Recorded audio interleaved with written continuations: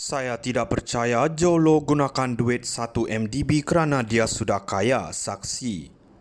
Kuala Lumpur, bekas Peguam 1 Malaysia Development Berhad 1 MDB, Jasmine Lu, memberitahu Mahkamah Tinggi hari ini tidak pernah terlangsung di fikirannya ahli perniagaan dalam buruan Low Tech Joe atau Jolo adalah seorang penipu yang menggunakan dana 1 MDB.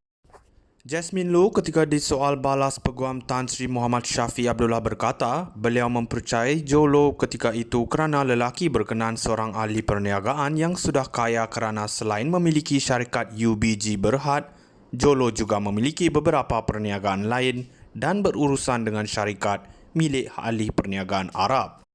Dalam keterangan sebelum ini, Jasmine berkata beliau pernah bekerja di syarikat UBG dengan gaji bulanan kira-kira RM45,000 termasuk elawan kenderaan, elawan minyak dan elawan perjalanan bermula 1 Januari 2009 hingga April 2011. Menjawab pertanyaan lanjut daripada Muhammad Syafi sama ada selepas memahami keseluruhan cerita, beliau kini menyedari bahawa Jolo sebenarnya seorang penipu. Jasmine menjawab, saya percaya apa yang saya percaya. Saya tidak percaya beliau melakukannya.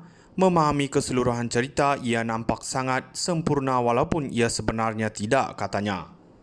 Di soal peguam kanan itu, mengapa beliau mendengar cakap Jolo?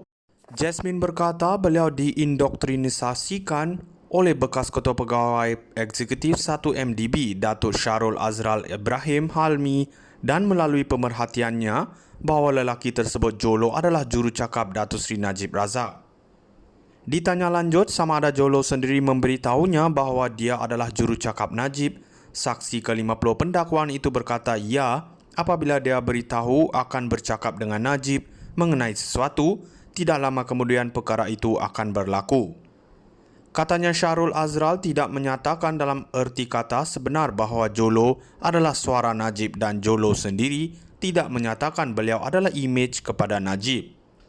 Muhammad Syafi kemudian mencadangkan bahawa kenyataan itu dianggap sebagai kabar angin dan tiada bukti nyata untuk menyatakan sokongan itu. Bagaimanapun saksi tetap dengan pendiriannya dengan menyatakan ia juga adalah berdasarkan pemerhatiannya.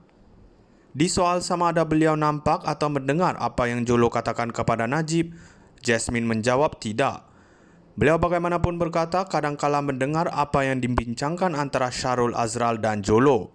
Muhammad Syafi kemudian merujuk kepada data laporan dan pematuhan serta kelulusan yang dibuat Najib bagi projek yang diluluskan pada hari itu dipersetujui oleh Lembaga Pengarah 1 MDB. Peguam itu mencadangkan bahawa ia adalah bukan satu kebiasaan bagaimanapun saksi tidak bersetuju.